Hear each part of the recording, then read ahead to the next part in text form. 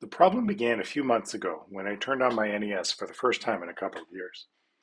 All I got was a flashing red light on the console and a solid magenta color on the display.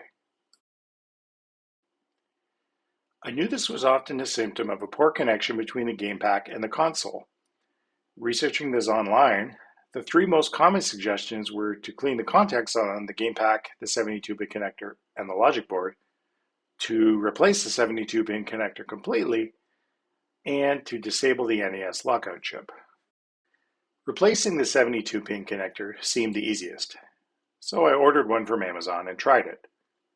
Unfortunately, it didn't make a difference. A lot of folks online insisted that all of the third-party 72-bit connectors are poor quality and that I'd be much better off attempting to refurbish my original OEM connector. I gave that a try, but I ended up bending the pins a little too much. Now it makes a crunchy, scratchy noise when I insert and remove a game pack. It also didn't make a difference in the behavior. So I turned my attention to the lockout chip, or CIC. The predominant advice online is to disable the CIC by cutting pin number 4. I wanted to try this, but I didn't have wire cutters small enough to be able to just clip the one pin on the chip. What I did have was a Hakko FR301 desoldering tool, so I decided to try removing the chip, cutting pin 4, and then soldering it back into place. Unfortunately, I had a little trouble removing it and ended up breaking a different pin on the chip. Since I knew that game packs have a nearly identical CIC in them, I carefully desoldered one from one of my game packs and put it in place on the NES logic board, bending pin number 4 so that it was no longer making contact with the board. This stopped the flashing red light, but it still didn't get the games working again. The next thing I tried was recapping.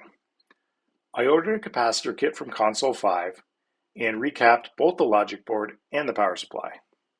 Unfortunately, this also made no difference.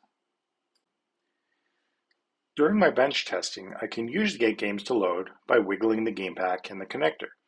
However, the graphics are garbled. The behavior actually seems very game pack specific. For example, Super Mario Bros. 2 works the best. Clear image and sound, but garbled text.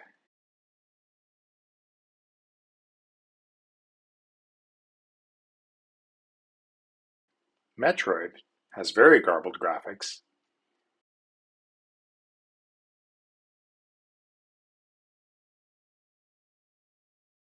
And Mickey's Mousecapade doesn't load anything recognizable.